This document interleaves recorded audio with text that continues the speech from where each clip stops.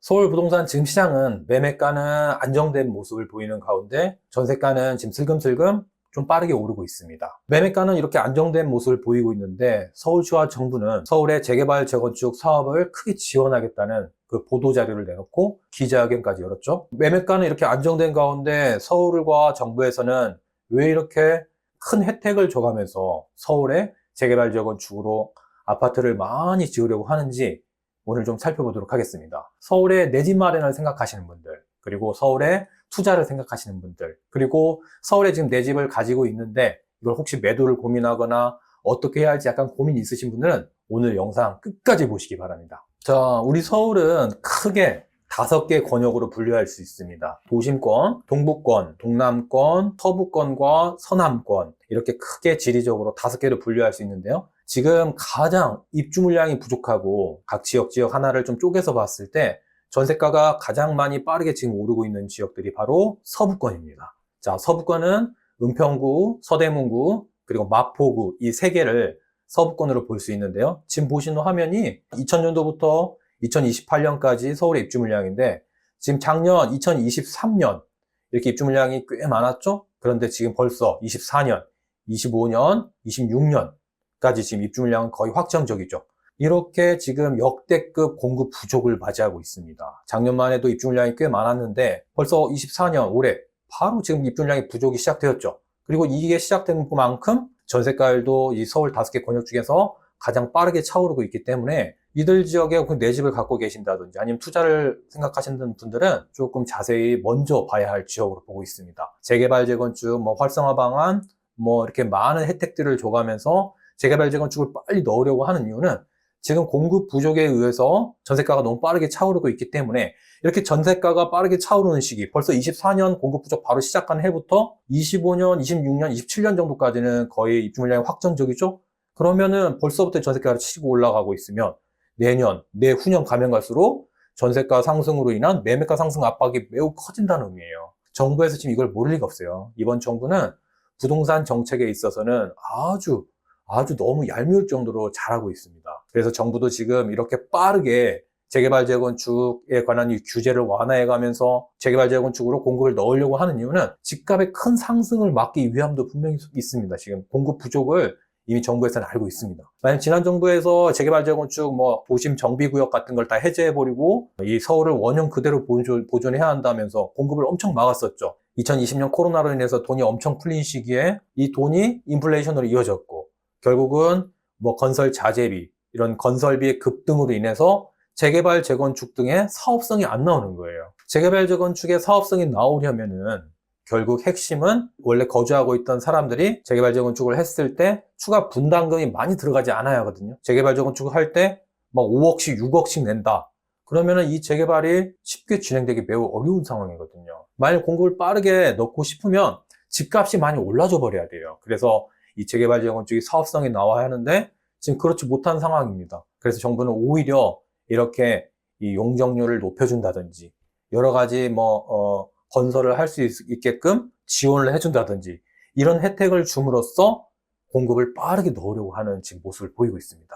자, 지금 보시는 화면이 얼마 전 서울시에서 나왔던 재개발 재건축 사업 지원에 관한 보도자료입니다. 보도자료를 통해서 어떻게 서울시에서 사업성을 개선해주고 지원을 강화해주면서 공급을 넣을지에 대한 관련된 지표니까 집중하시면서 한번 보시기 바랍니다. 크게 2가지로 나누면 사업성을 개선해서 공급의 주택을 재개발 재건축을 활성화시키겠다. 그리고 또 하나는 공공지원 강화를 통해서 재개발 재건축 지역들을 활성화시키고 실제적으로 공사로 이어지게 하겠다. 이런 크게 2가지로 나눌 수 있습니다. 자, 하나하나 어떠한 내용인지 제가 살펴보겠습니다. 자, 역세권 준주거까지 종상향 추진. 이 말은 무슨 말이냐면 지금 재개발 재건축 구역이 이렇게 지하철역 중심으로 해서 역을 중심으로 약 300m, 350m까지 있는 그런 지역들은 주거지역에서 준주거지역까지 확대시키면서 용적률을 많이 높여준다는 말이에요. 무슨 말이냐면 대부분 우리들의 이렇게 아파트나 재개발 재건축 지역들은 전용 주거지역이나 일반 주거지역입니다. 근데 지금 이렇게 혜택을 주는 거는 일반 주거지역이나 전용 주거지역으로 되어 있을 때는 이 법률에 의해서 용적률에 한계가 있죠. 최대 뭐 300%까지 있습니다만 역세권에서 역에서 350m 이내에 있는 재개발 재건축 지역들은 이 준주거 지역으로 상향시켜 주면서 최대 용적률을 500%까지 준다는 거예요. 이 말은 뭐냐면 기존의 재개발 재건축을 통해서 뭐 20층까지 높이를 지을 수 있는 아파트가 있다면 뭐 40층, 50층까지 아파트를 높게 지으면서 일반 분양, 아파트 채수를 많이 늘리는 일반 분양을 많게 한다는 겁니다. 그러면 결국 이 재개발 재건축의 조합원이라면은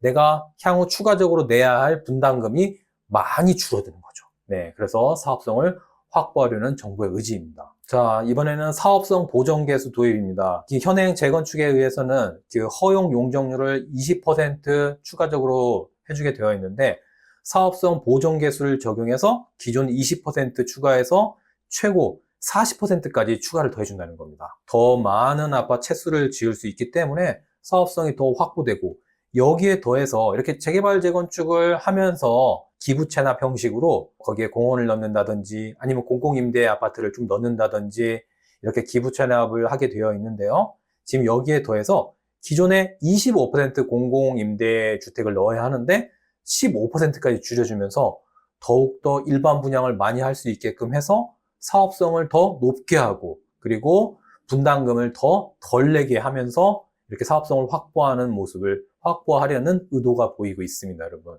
자, 기존 과밀단지 지역은 현황 용적률 인정 범위 확대, 재개발과 재건축이 있습니다. 현행 재개발에서는 용적률을 기준법상 150%까지 늘릴 수 있는데 지금 이런 사업성 개선을 통해서 용적률을 최고 200%까지 더 상향시켜준다는 내용이죠. 자, 그리고 재건축에 있어서는 현행 재건축에 의해서는 최대 300%에 허용했는데 그 안에서도 공공임대 비율이 35%를 만들어야 했어요. 근데 이번 재건축 완화안 여기에서는 현황 용적률을 300%에서 공공임대 비율을 기존 35%에서 16%까지 더 줄이면서 이렇게 추가적으로 용적률을 더 확보해주면서 사업성 확보를 더 해주겠다는 내용입니다. 자, 그리고 공공기업 부담 완화. 자, 이건 무슨 말이냐면 기존에 이렇게 재개발 재건축을 통해서 그중에서 공공기업 형식으로 도서관을 건립한다든지 했어야 했는데 그 예를 들어서 한 15% 정도를 공공기업으로 건설을 해야 한다면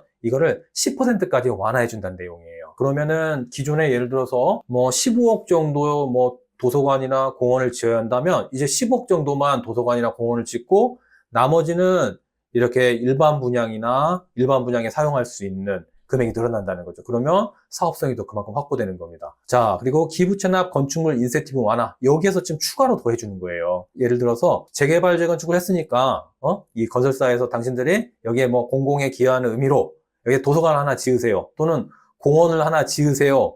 이렇게 해줬단 말이에요. 그러면 10억짜리 예를 들어서 도서관 하나 지어줬으면 그 중에서 기존에는 당신들이 10억짜리 도서관을 지어줬으니까 내가 이 중에서 7억만 인정을 해줄게. 이렇게 얘기를 했었던 게 지금은 10억짜리 도서관을 지어주면 공공의 의미로 지어주면 그래 10억 모두 인정을 해준다는 의미입니다. 그러면은 이것도 마찬가지로 일반 분양을 더 넣을 수 있는 돈이 확보되는 거죠. 네, 그래서 사업성을 확보해 주겠다는 내용입니다. 자, 그리고 공공주택 매입비용 상향. 건설비가 많이 올라가면서 사업비들이 지금 많이 올라가는 게 제일 문제죠? 그러면은 건설사한테 이 또한 혜택을 주는 거예요. 뭐냐면은 예를 들어서 여기에서 아파트를 10동을 짓는데 그 중에 한 동은 뭐 공공임대 아파트를 뭐 만들어라. 뭐 이런 게 있단 말이에요. 그러면 그 중에서 이 공공임대 아파트를 건설사가 만들었으면 정부에서 이 공공임대 아파트를 매입을 해주는 거예요. 그리고 정부에서 공공임대로 놓는 건데 지금 기존의 매입 비용이 매우 저렴해서 쌌다는 거예요. 뭐냐면 지금 보시면 표준형 건축비, 기본형 건축비 이런 가격을 적용을 해서 정부가 건설사에게 공공임대주택을 매입을 했었는데 지금은 이거를 현실에 맞게 건설비 현실에 맞게 현실화해서 정부가 건설사에게 좀 비싸게 사주겠다. 이 내용입니다. 그러면 건설사에서는 그만큼 혜택을 더 볼 수 있는 거죠. 자, 그리고 기반시설, 입체, 복합화로 주택용지 추가 확보. 예를 들어서 재개발 재건축으로 뭐 2000세대가 들어온다든지 아니면은 그 면적의 어느 정도 비율을 공원이랄지 아니면 뭐 공공도로랄지 도서관이랄지 이런 거를 추가적으로 넣어줘야 하거든요. 일정 비율을. 그런데 지금 이거를 복합화, 그러니까 입체화하면서 그 면적을 줄여주는 거예요. 그러니까 공원 밑에 뭐 공공도로를 만든다든지 공원 위에 아니면 도서관을 만든다든지 해서 주택 용지를 추가적으로 더 확보할 수 있게, 사업성을 더 확보할 수 있게 해준다는 내용입니다. 자, 앞서서 살펴봤었던 몇 가지 내용들이 이렇게 재개발, 재건축 지역들의 사업성을 확보해주는 내용이었다면 지금 약간 큰 범위 내에서 서울시 내 재개발, 재건축 사업구역을 늘리겠다는 내용입니다. 자, 기존에는 재개발이 추진 가능한 그런 지역은 도로를 기준으로 4m로 아주 좁은 도로 있잖아요. 그런 데는 뭐 소방차 진입도 어렵고 그렇기 때문에 4m를 제한을 둬서 노후화된 지역에 도로가 4m 폭인 지역들이 있으면 이들 지역을 함께 묶어서 재개발한다. 뭐 이렇게 사업을 진행했었는데 지금은 그 4m에서 6m 도로까지 확장을 해서 그 6m까지는 지역을 확대하겠다는 내용입니다. 그러면 약 2.5배 이상 재개발 지역이 늘어난다는 겁니다, 여러분. 그러면은 서울의 재개발 구역들이 지금 거의 2.5배 늘어나면서 다시 도심이 또 크게 재개발 재건축 기업들이 늘어난다고 볼 수 있습니다. 자, 산자락 저층 주거지 높이 규제 대폭 완화하며 재개발 추진. 자, 이 말은 무슨 말이냐면 이렇게 경관지구로 지정되어 있는 지역 그리고 고도지구로 지정되어 있는 지역은 이렇게 건축물을 어느 정도 높이 이상 짓지 못하는 그런 규제가 있습니다. 그런데 경관지구로 지금 지정되어 있는 곳은 현재 규정에 의하면 12m까지 지을 수 있는데 이걸 20m까지 지을 수 있도록 이렇게 대폭 규제를 완화한다는 거죠. 그리고 지금 고도지역으로 묶여있는 지역들은 기존에 20m에서 45m까지도 할 수 있게 45m 플러스 알파 더 줄 45m 이상으로 할 수 있게 규제를 완화한다는 내용입니다. 그러면은 기존에 이렇게 개선하기 전에는 낮은 건축물들이 있었다면 지금 개선 후 이렇게 높이 규제에 대한 규제가 완화 있었기 때문에 높게 지을 수 있다는 거죠. 그러면 채수를 많이 늘려서 일반 분양을 할 수 있기 때문에 또한 사업성이 나오는 거죠. 자, 정비사업 통합심의 본격 추진. 자, 우리가 뭐 이렇게 재개발 재건축을 하든지 아니면 뭔가를 지을 때, 뭔가 사업장을 만들 때도 마찬가지죠. 건축 심의를 받아야 하고, 뭐 인허가라고 하죠, 인허가. 도시계획 인허가, 뭐 환경 인허가, 소방 인허가, 뭐 이런 인허가를 받아야 하는데 이거를 하나하나 한 단계 한 단계 인허가를 받으면서 넘어가려면은 정말 많은 시간도 소요되고 굉장히 힘이 들거든요. 그래서 정부에서는 이거를 시간도 대폭 단축할 수 있고 그다음에 절차도 대폭 간소화시키면서 빠르게 인허가도 받을 수 있게 한다. 이런 내용입니다. 자, 그러면 오늘 살펴본 서울시 재개발 재건축 지원에 대해서 조금 정부와 서울시의 생각을 좀 우리도 한번 생각해 보겠습니다. 정부와 서울시는 서울의 공급 부족이 심각함을 지금 인식하고 있습니다. 지금 대표적으로 보시는 곳이 서울의 이 서부권 지역, 지금 보시면 올해와 내년, 내후년, 좀 길게는 27년까지 역대급 공급 부족입니다, 여러분. 특히 서부권 지역들이 확실히 공급이 이렇게 부족한 만큼 먼저 전세가가 오르고 있어요. 지금 최근 마포도 20억씩 넘게 거래되는 단지들이 늘어나고 있죠. 자, 그리고 두 번째, 공사비 급등으로 사업성이 안 나온다.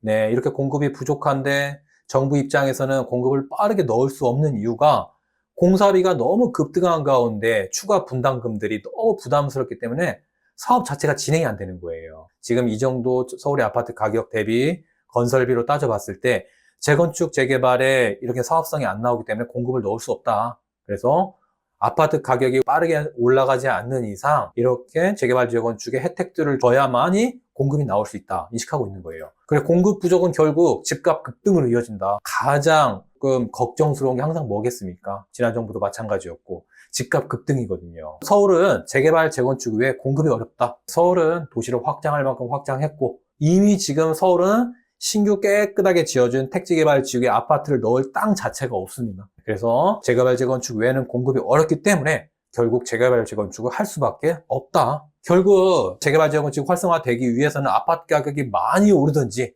아니면 물가가 건설비가 엄청 떨어지든지 이 두 가지가 되어야 하는데 첫 번째 아파트 가격이 많이 오르는 건 정부 입장에서 원하지 않는 것이고 서민들도 원하지 않는 것이고 건설비가 낮아진다는 건 실질적으로 돈이 풀린 양에 대비해서 어려운 일이잖아요. 그러면은 결국 사업성을 높이는 수밖에 없어요. 용적률을 높여주고 우리 앞에서 공부한 것처럼요. 그래서 사업성을 높여서 공급을 하고 집값을 안정화시키겠다는 정부의 의지가 달려 있습니다. 그리고 또한 서울은 지금 OECD 국가들 중에서도 가장 인구 밀도가 높은 글로벌 국제도시지 않습니까? 그래서 서울 자체를 정말 컴팩트한 글로벌 국제도시로 만들겠다는 서울과 정부의 강력한 의지가 달려 있습니다. 자, 제가 뭐 강의 시간도 그렇고, 그 다음에 상담을 할 때도 이렇게 서울에 내 집 마련을 생각하시는 분들 또는 서울에 아파트를 보유하시는 분들은 신축, 구축 가리지 말라는 말씀 꼭 드려요. 왜냐하면은 지금 이렇게 정부의 정책에 따라서 어떠한 이렇게 호재들도 엄청 나올 수 있고, 정부가 또 돈줄을 어떻게 열어주냐에 따라서 서울시장은 결국 개발될 수밖에 없는 아주 세계의 글로벌한 국제도시이기 때문입니다. 만일 내가 너무 노후된 구축을 가지고 있다면, 조금 입지가 떨어진다면 차라리 나는 서울에 땅을 보유하고 있다는 마음으로 그냥 진득하게 가져가셨으면 좋겠다는 말씀을 꼭 드리거든요. 자, 서울에 내 집 마련을 생각하시는 분들, 서울에 아파트를 보유하고 있는데 매도를 생각하시거나 하시는 분들, 그리고 투자로 지금 뭐 서울을 지금 잘 생각하시는 분들에게 오늘 내용이 좀 도움되셨으면 좋겠고, 다음 시간에 더 좋은 내용으로 찾아뵙겠습니다.